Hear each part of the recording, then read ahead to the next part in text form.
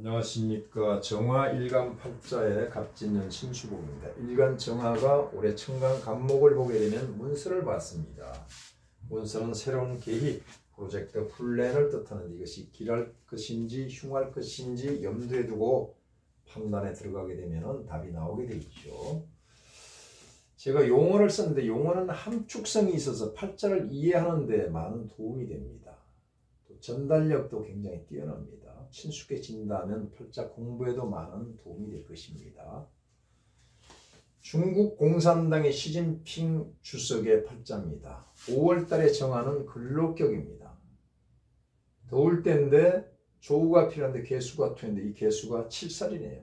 연에 하나가 있는 것을 연상 1이 귀격이라고 그러고 하나가 있으면 귀합니다. 독살이 더욱 귀하다라고 했습니다. 자, 정리를 한다면 녹격 투살해서 희용재간의 팔자입니다.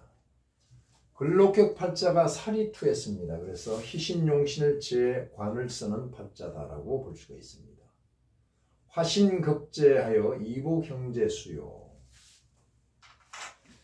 화신은 뭐냐면 정화가 옆에 있는 무토를 봤는데요. 무토와 개수가 합을 해서 화로 바뀌는 겁니다. 화학적인 변화가 일어납니다. 이유는 달이 5월달이기 때문에 오중의 봉기 정화가 바로 이 화에 해당합니다. 원래 토시고 수시가 만나서 화시로 바뀌어서 나와 같은 성씨로 호형, 호재한단 말이에요. 이것이 바로 이복형제를 뜻하는 것입니다. 자, 하나 더 보겠습니다. 기토일간이 5월달에 났는데 천간에 간목이 있다라고 하면 이렇게 합의돼서 합화가 되는 겁니다. 자, 여기는 목시가 합화 토시로 바뀌었는데 나도 토시다. 전혀 다른 성분이 나와 호형 호재하니까 이게 바로 이복 형제가 있는 그런 팔자다. 그러면 남의 가족수를 덜쳐서 뭐합니까? 의미가 있기 때문에 보는 겁니다. 이 귀한 독살이 바로 무게합돼서 합반되어 있기 때문에 이것이 문제란 말이에요. 이게 풀릴 때 이 팔자가 귀하게 되는 겁니다. 자, 3번 신왕제왕하니 북이 비상으로다.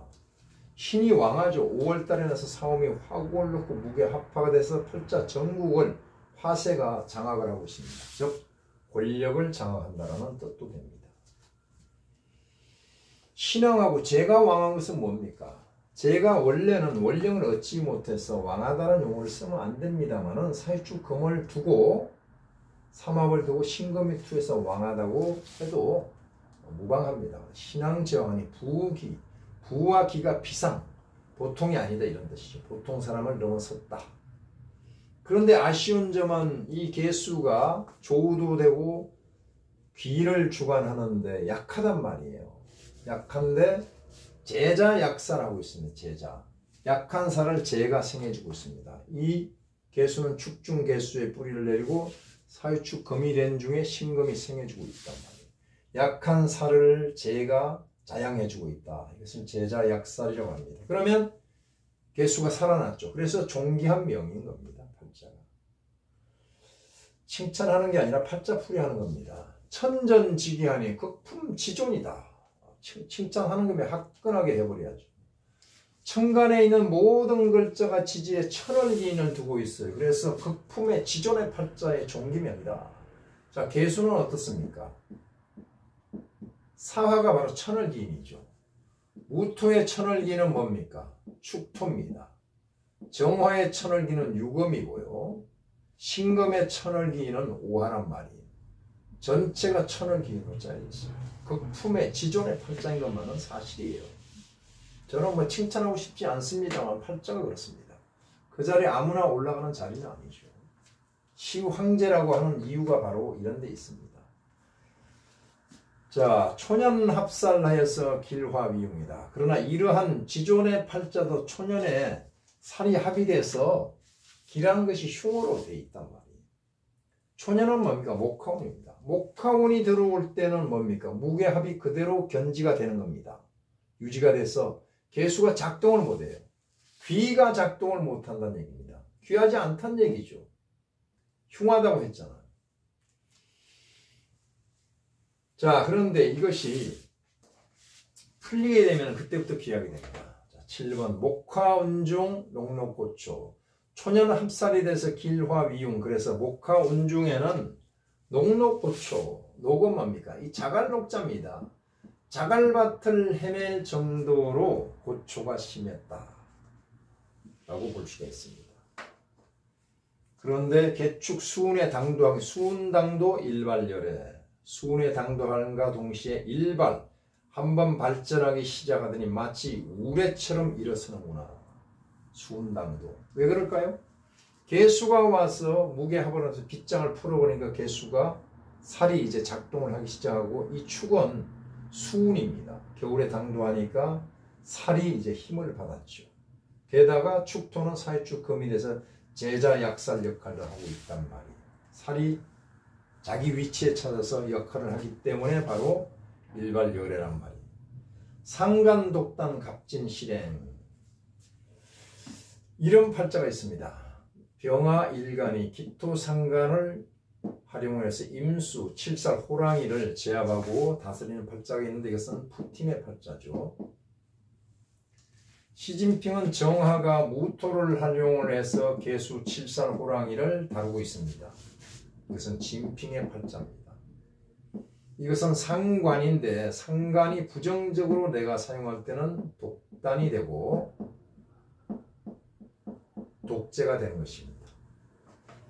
누가 뭐라든지 간에 내가 실행해버리는 겁니다. 그게 독재거든요. 상간 독단의 팔자가 갑진년에 와서 정화가 갑목을 만나서 운수를 봤으니까 실행하기 쉬워요. 새로운 프로젝트를. 운수를 만났잖아요. 운수는 계획 프로젝트란 말이에요. 자, 그런데 이 팔자는 희용재간이란 말이에요. 재는 뭐죠? 금이고 관살은 순대. 이건 목입니다. 목은 귀신, 구신이라 좋지 않은 프로젝트인데 이것을 상간이란 코드를 활용해서 독단으로 실행을 해버리면 어떻게 돼요? 결론이 안 좋죠. 어디를 충하니까 진토가 수를 충하잖아요. 서북 방향을 충한단 말이에요. 즉 대만을 침공하는 그런 계획이 대만이 서북 방향을 침공을 할 것이다. 우선적으로. 일본 동경에서 서북 방향에 지진이 났습니다. 우리나라 대한민국 서울에서 서북 방향에 서해안에서 포격전이 있었습니다. 서북 방향에 항상 문제가 돼 있어요. 그래요. 자, 그래서 결론, 임배천심하면은 종국 불운할 것이다. 이 임이란 것은 몸으로 인해서 그덕그덕 무엇을 함으로써, 무엇을 한다? 등을 돌림으로써, 그덕에서 등을 돌림으로 인해서 무엇과? 천심과. 천심은 곧 민심이란 말이에요. 민심과 그덕에서 등을 돌림으로 인해서 종국적으로는 불운할 것이다. 당연한 거 아닙니까? 사람이 나이를 먹으면 기도 떨어지고 운도 쇠하게 됩니다. 즉 다시 말해서 어떤 결과가 나타나게 돼 있는데 이 결과는 과거에 내가 어떤 과정을 살아왔느냐 따라서 이것이 행운이 될 수도 있고 또 불운이 될 수도 있습니다. 여기서 말한 것은 상간의 독단에서 갑진년에 무리한 계획을 실행에 옮긴다면은 그것은 천심, 민심을 배반한 것이고 종국적으로는 불운하게 될 것이다 라는 결론이 납니다. 우리를 마치겠습니다. 감사합니다.